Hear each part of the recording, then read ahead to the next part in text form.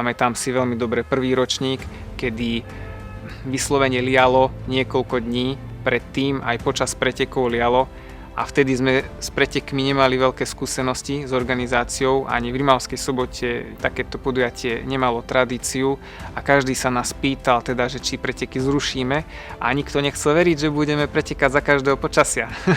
Ale nakoniec sme to nejako zvládli. Po trase nám popadali stromy, nad Rimavskou Sobotou sa nám valil cez cestu doslova potok, ktorý bolo treba nejakým spôsobom odtiaľ odstrániť, prekopať, ale všetko sa podarilo a preteky sme dotiahli do úspešného konca.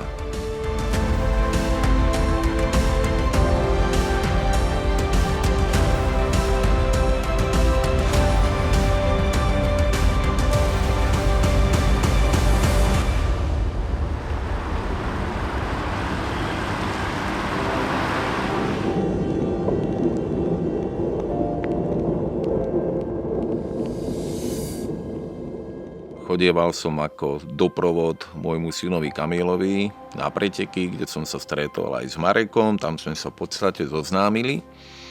Pamätám sa, že to bolo vo Vysokých Tatrách na pretekoch, asi jarná klasika. Vtedy sme tak prišli na to, že chodíme po pretekoch po celom Slovensku a škoda, že v našom regióne sa nič takéto nekoná. Že je to veľká škoda. A usúdili sme, že bolo by dobre sa pohrať s myšlienkou zorganizovania pretekov. A potom, keď sme sa rozhodli, že ideme aj my niečo robiť, tak vlastne sme sa učili za pochodu. A v podstate sme sa učili od nuly a nemal nám veľmi s tým kto pomôcť. Samozrejme, že sme si pýtali rady od iných organizátorov, ale tým, že sme nemali skúsenosti, ani v tomto meste nebol nikto, kto by niečo také predtým robil, tak sme museli vlastne tú cestičku si vychodiť sami. Po takom našom prvom stretnutí sme začali hľadať vlastne celú tú alternatívu vzniku, kde sa budú preteky konať, kde bude štart, cieľ a tak prešli sme sa a usúdili sme, že naozaj to naše hlavné námestie v Rimavskej Sobote stojí za spropagovanie a že to bude mať taký naozaj nádych toho dojazdu, toho štartu na tom historickom námestí, že to bude niečo iné ako inde na Slovensku je zvykom. Tak v podstate tam vznikol ten nápad a držali sme sa ho a vydržal až do konca.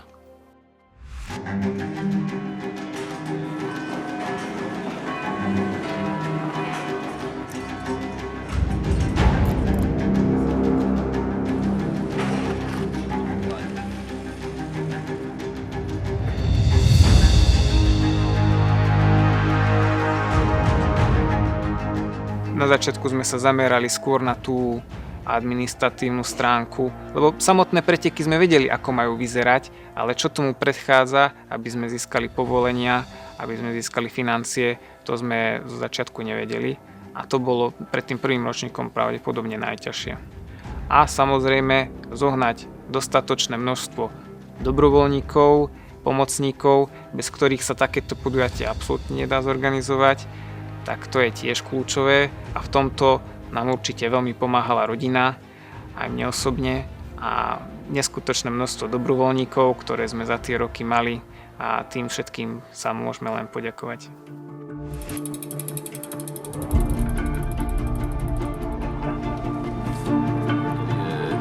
Mišo? Mišo Román,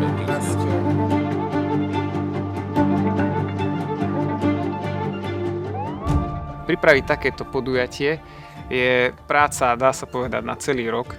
Aj keď samozrejme nie je to intenzívne celý rok, ale sú tam nejaké termíny, ktoré treba dodržiavať, čo sa týka povolení, na tie treba myslieť a tých nie je málo, je ich približne 15, ktoré potrebujeme získať, aby sme mohli vlastne uskutočniť toto podujatie a takisto zháňanie finančných prostriedkov, pretože tieto preteky sa nedajú zaplatiť len zo samotného štartovného poplatku, potrebujeme aj sponzorov, to je tiež veľmi náročné. No a potom tie samotné prípravy sa zintenzívňujú, ako sa podujatie približuje. Je tam samozrejme veľký zhon, stres, neistota, či prídu pretekári a či bude dobré počasie, to je tiež veľký faktor.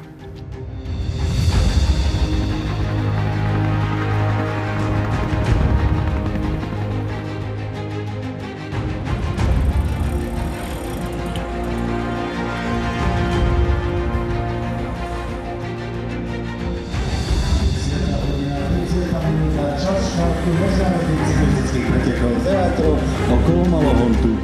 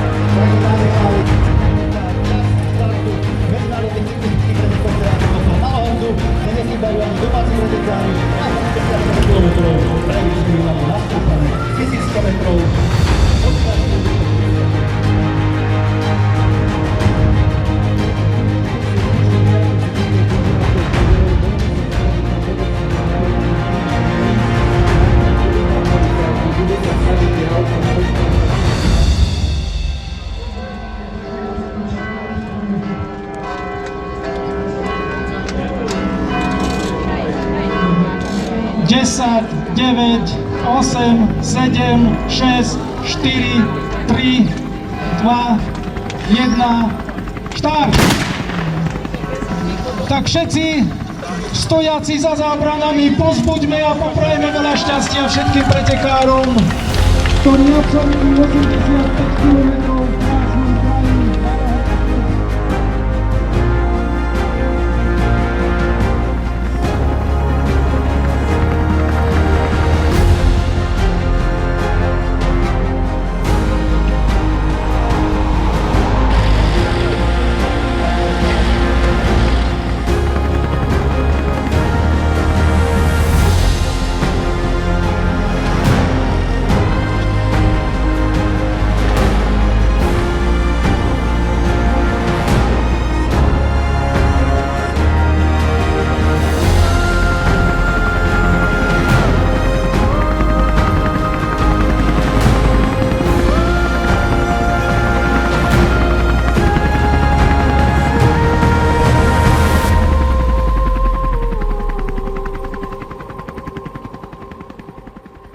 Tak ako aj samotný nápis hovorí, najkrajšie preteky sú na jeseň, tak sme sa držali toho, že tá scenéria je vtedy úplne nádherná, keď už pomalinky to leto uchádza pomalinky do ústupu a prichádza jeseň s tou farebnosťou a ten región je ako stvorený na to, aby sme ho spropagovali, keďže sme išli údolím Malohontu a Gemera.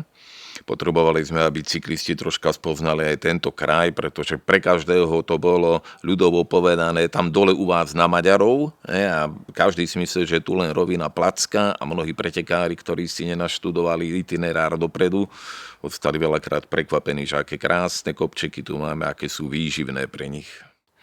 Trasa pretekov sa vlastne počas tých 10 ročníkov menila a našli sme taký ideálny balans medzi tou zábavnou a náročnou stránkou cyklistiky a bolo to taký kompromis pre cyklistov na vysokej úrovni výkonnostne. Pre nich to bolo možno trošku ľahké, zase pre tých slabších cyklistov to bolo veľmi náročné, ale bol to taký kompromis, že si dokázali zapretekať všetky skupiny a ešte sme mali ten rozdiel medzi prvým a posledným pretekárom relatívne v rozumnom čase, približne 2 hodiny, pretože aj na to treba myslieť, že keď tí cyklisti idú do cieľa a musíme zabezpečovať tie križovatky, rozdiel medzi tými cyklistami nemôže byť extrémne veľký, pretože to by nikto nedokázal na takú dlhú dobu zabezpečiť to mesto, takže tie 2 hodiny bolo také najviac, čo sme dokázali ešte ustriehnúť.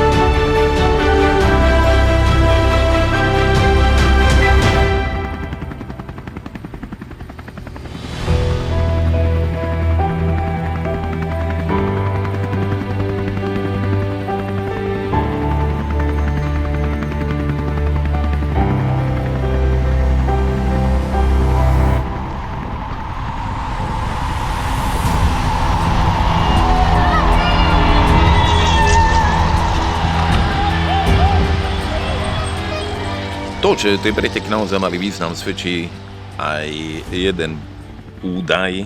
Tých našich prvých pretekov prvého ročníka sa zúčastnilo 85 pretekárov, kdežto tohto ostatného 10. ročníka až 178 pretekárov.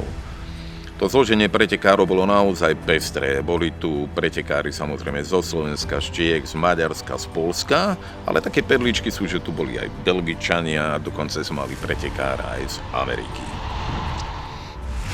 A medzi pretekármi, ktorí sa zúčastňovali, máme 4 pretekárov, ktorí nevynechali ani jeden jediný ročník týchto pretekov a už boli takými našimi naozaj stálicami.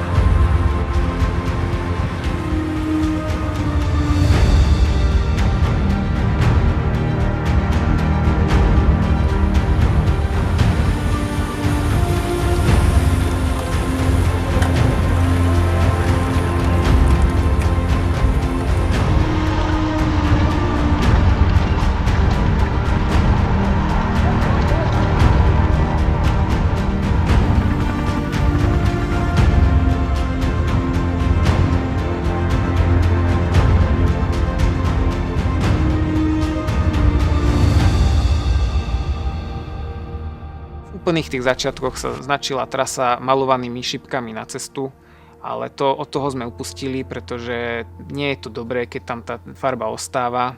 Sú na to potom aj sťažnosti, takže sme potom prešli na taký profesionálnejší spôsob, že sme značili trasu pomocou šípok na zvislom dopravnom značení a vlastne ako je bežný štandard na veľkých pretekoch. A myslím, že v tomto sme boli asi jedni z prvých na Slovensku, ktorí to takto začal robiť na amatérskych pretekoch.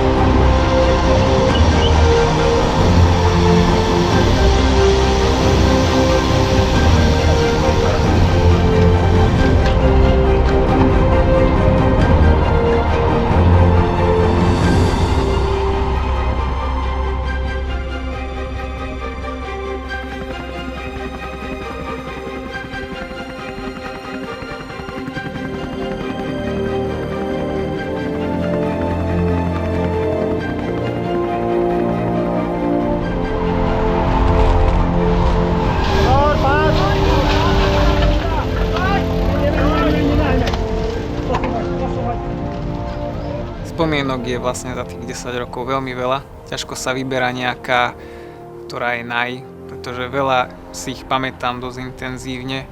Boli aj zlé spomienky, keď sme mali nepríjemné pády. Tie vždycky prinášali veľa stresu a nepríjemných situácií, ale takisto boli aj veľmi pekné spomienky. Napríklad ja si veľmi tak vybavujem spomienku, keď sa konečne podarilo vyhrať Dávidovi Kaškovi u nás, pretože vlastne on ako keby na našich pretekoch vyrastal. Myslím, že to boli jeho, ak nie vôbec prvé preteky v živote. až to za tých 10 rokov dotiahol medzi profesionálov a cyklistikou sa začal živiť.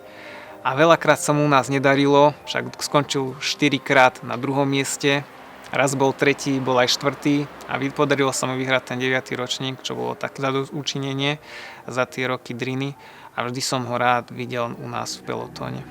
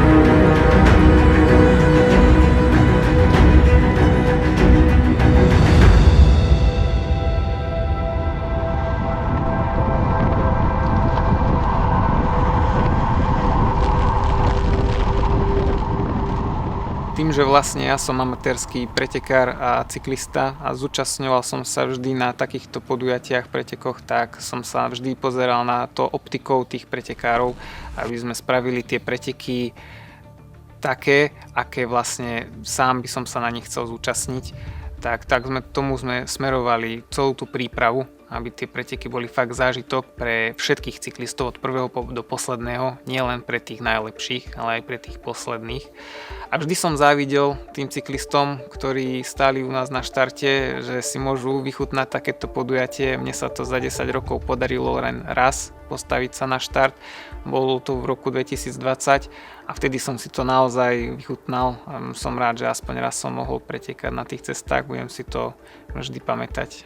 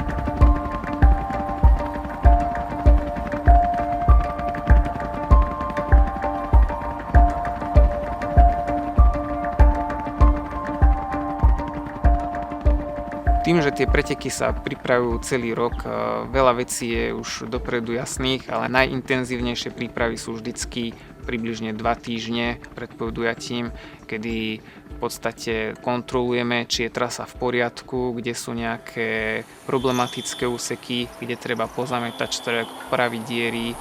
Máme tam taký pekný úsek Alluvium Blhu, cez ktoré sme vlastne išli všetkých 10 ročníkov. Tento úsek mal u cyklistov vždycky veľký ohlas, všetkým sa páčil a je to naozaj pekná lesná cestička, kde autá veľmi nechodia ani cez rok. Je to pekný úsek, ale veľmi náročný na údržbu, pretože väčšinou je tam celoročne veľká vrstva štrku, blata, sú tam aj výmole, takže väčšinou týždeň pred podujatím si robíme takú brigádu, kde sa stretneme aj s dobrovoľníkmi, ktorí nám pomôžu to celé vyzametať. Posledné 2 roky sme to už posunuli na taký level, že sme to zametali pomocou mechanického stroja a väčšinou sme ich len značili, ale dokonca sme už aj betonovali a ten betón tam doteraz je, stále sú tie diery zaplnené.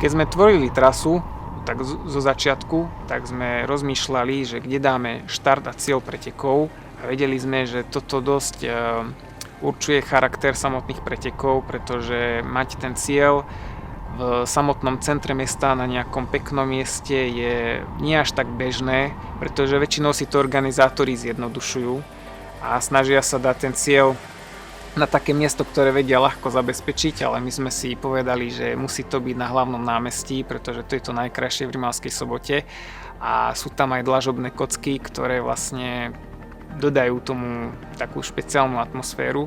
No a ten cieľ, myslím si, že bol naozaj unikátny z pohľadu amatérskej cyklistiky na Slovensku a taká cieľová rovinka, ktorá sa končí špurtom na dlažobných kockách, celkom veľkých, asi nikde inde nie je.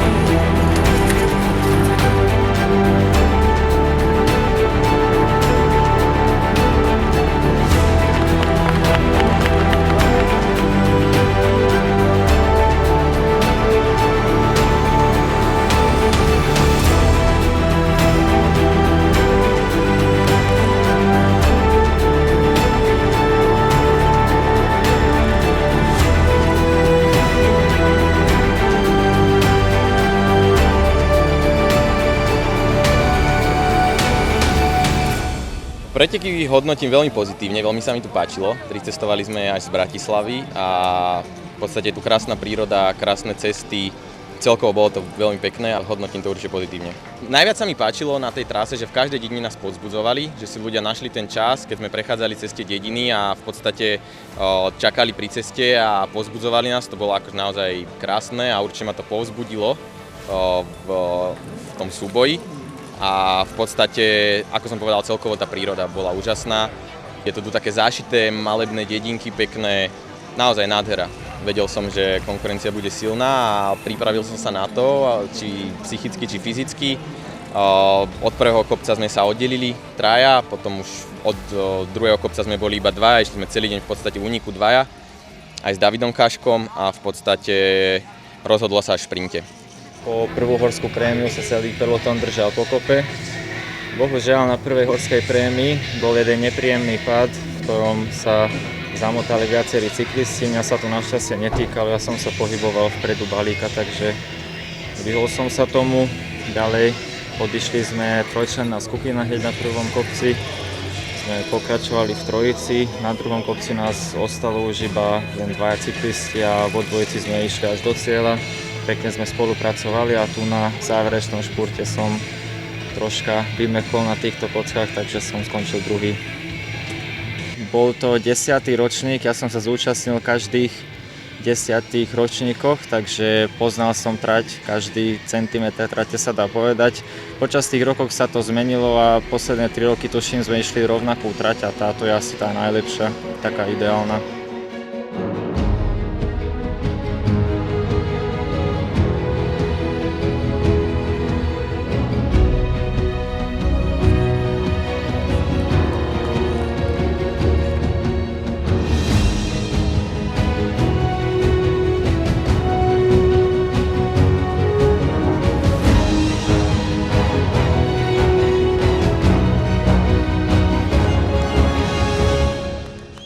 Som nesmierne hrdý a zároveň aj spokojný tým, že tú prácu, ktorú sme vykonávali počas tých 10 ročníkov spolu s Marekom, vidieť to ovocie na záver.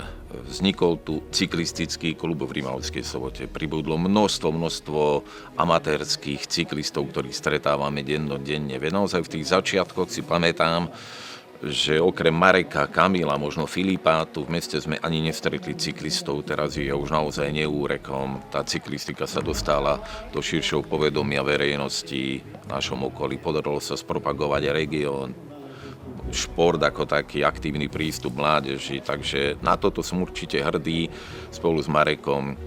A čo je dôležité, že naozaj neodradili nás ani ťažké covidové časy, podarilo nám sa preklonúť aj to obdobie a je to taký naozaj skvelý pocit na srdci, že sme dosiahli 10 úspešných ročníkov.